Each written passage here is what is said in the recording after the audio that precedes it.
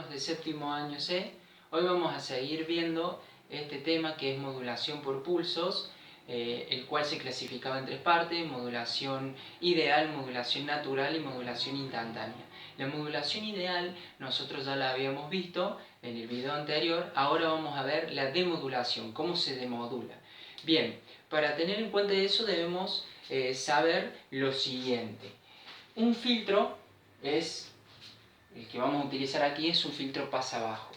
La señal modulada, ¿cuál era la señal modulada? La señal modulada era la obtenida a través de la modulación por muestreo ideal. ¿Cuál es esa en el diagrama de tiempo? Si ustedes lo ven, es la que van obteniendo a partir de sus muestras de impulsos, que está en el gráfico anterior. Entonces, la señal ingresa, pasa a través de un filtro, y luego de un filtro pasa abajo, y luego obtenemos nuevamente la señal banda base o de información. Fíjense que está la S, quiere decir que ya está modulada, SDT, y acá la FT, que es la banda base. Este es ya en el diagrama de frecuencia, por eso es W, y acá está la banda base en el diagrama de la frecuencia.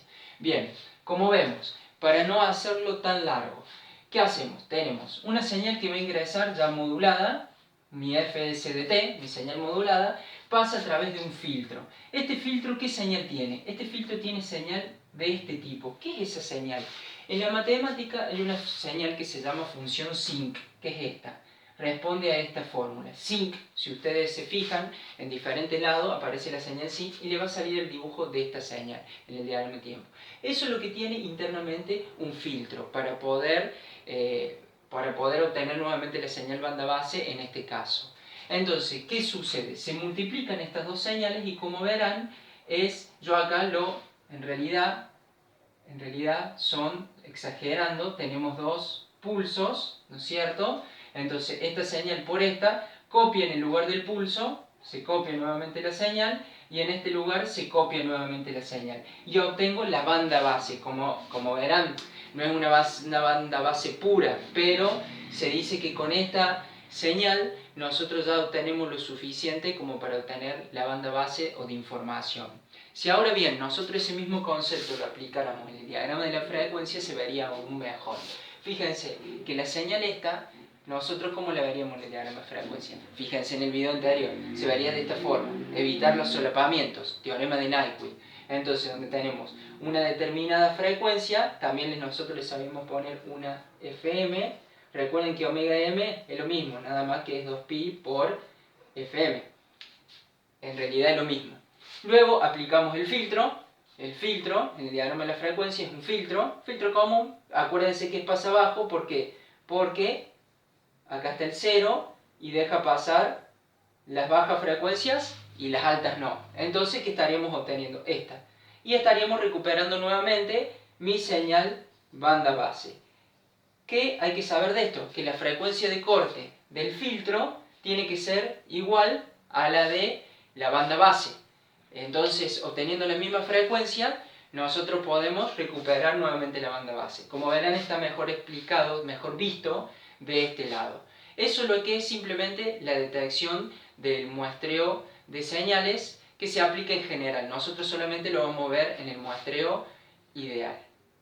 Continuando con modulación por pulsos, ahora vemos la segunda parte, que es modulación natural. Ya habíamos visto modulación ideal, ahora vemos modulación natural. ¿En qué consiste esto? Para ello debemos tener en cuenta el diagrama en bloque.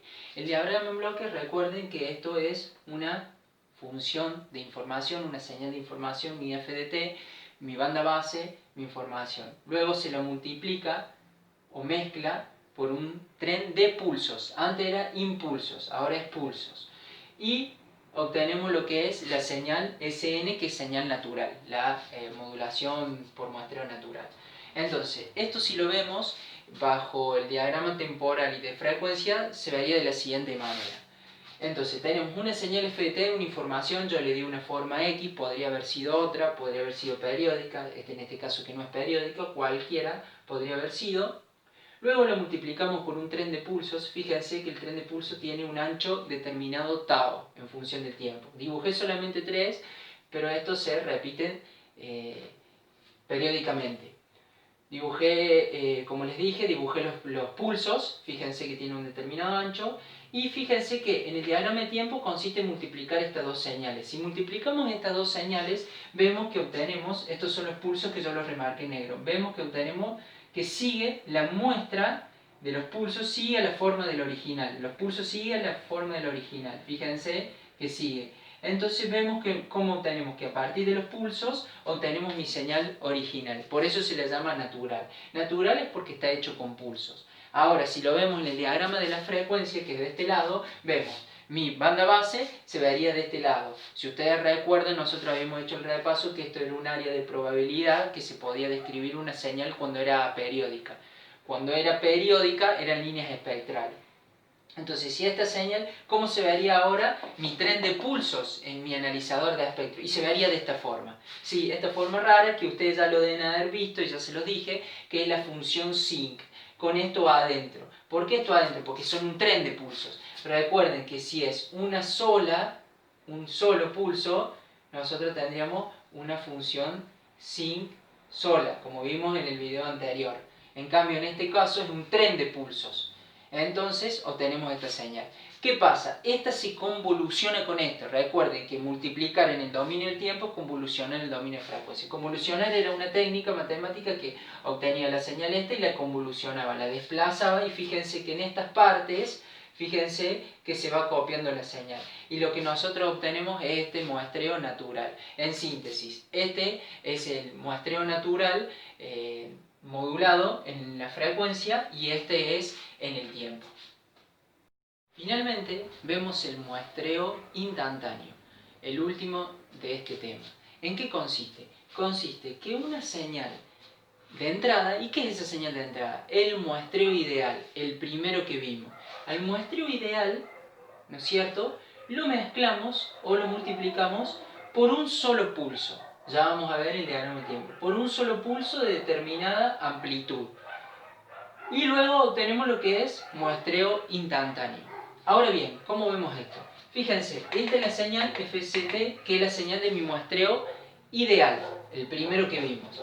Fíjense que ahí tienen los impulsos. A eso se lo multiplica por un solo pulso, de una determinada amplitud.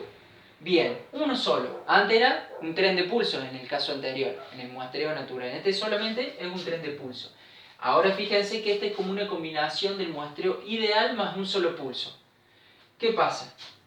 Se multiplican estas dos. Fíjense que en el lugar donde estaban los impulsos se grafican nuevamente la señal del pulso que yo multipliqué. Fíjense que este no sigue la envolvente como en el caso del muestreo natural, sino siempre tiene la misma amplitud. Por eso se lo llama muestreo instantáneo. Visto del lado de la frecuencia tenemos el muestreo ideal. ¿Qué pasa? Esta es función sinc, fíjense, siempre de un pulso de una determinada amplitud se ve una función sinc y viceversa. ¿Qué pasa? Esta señal se convoluciona con esto y fíjense que ingresa en este lado de la señal internamente. Convolucionar, acuérdense que es una técnica matemática. Para no estar explicando tanta matemática, simplemente esto es como que se escanea en esta señal y se obtiene esta. Entonces vemos que estas dos, en el diagrama del tiempo y en el diagrama de la frecuencia, es el muestreo instantáneo. Es muy poco utilizado, pero vemos en síntesis los tres muestreos posibles en este caso, en este tema que es modulación por pulso.